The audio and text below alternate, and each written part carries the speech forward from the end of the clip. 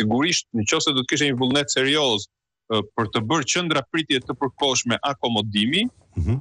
kjo duhet ishte bërë siç e kanë bërë dhe vendet e tjera të Bashkimit Evropian, në pikat kufitare dhe me masa të jashtëzakonshme sigurie, masa të cilat pavarësisht se i kanë aplikuar vende shumë më të zhvilluara se Shqipëria, prap nuk kanë penguar depërtimin e emigrantëve klandestin të jashtëligjshëm në atë që është komuniteti social i zonave përreth. Pra nuk ka asnjë lloj garancie që emigrantët që do vinë do të priten atje, të nesërmen, të pasnesërmen nuk do t'i shohin. Kujtoj që nga kampi i Gjallërit janë arratisur të paktën 16 persona. Dhe flasim për kampin e Gjallërit me masat të jashtëzakonshme sigurie,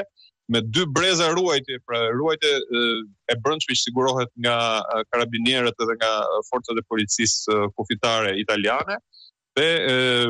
ruajtja e perimetrit jashtëm që sigurohet nga policia shqiptare në bazë të marrëveshjes. Imagjinoni këto qendra të cilat nuk kanë asnjë lloj masë sigurie dhe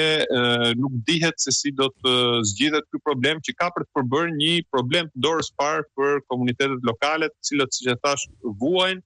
nga shpopullimi i përditshëm dhe nuk mundet kursesi që ta zvendçojnë atë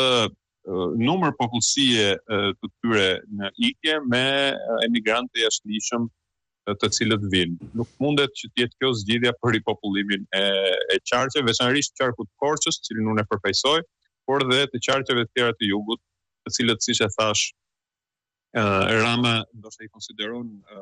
mbarjen e tij të votave të sigurta, por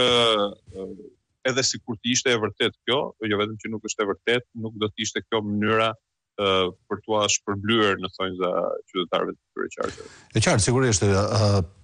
Dokuvend Partia Demokratike ka tentuar që të ketë interpelanca, debate për çështje të ndryshme. A prisni që të merrni debat në kuvend në lidhje me këtë çështje, zoti Kaso? Neve do të ndërmarrim të gjitha masat, kam pasur një komunikim intensiv dje edhe me kolegët e mi që përfaqësojnë, siç e thash, qarqet e tjera, qarkun e Gjirokastrës dhe qarkun e Vlorës,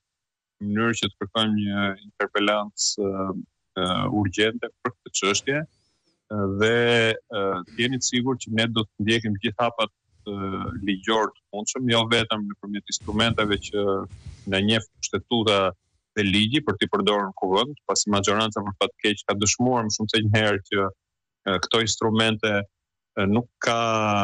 vullnet për t'u përgjigjur këtyre instrumenteve kushtetuese të ligjor, por do të zhvillojmë edhe një sër takimesh tjera për të sensibilizuar komunitetet, të cilët vetë duhet të kenë një mënyrë reagimi të përshtatshëm për t'u përgjigjur kësaj emergjence, e cila nuk vjen nga një fatkeqësi natyrore, por nga një fatkeqësi politike që u shkakton drejt për së drejti nevoja për të blerë konsensus ndërkombëtar e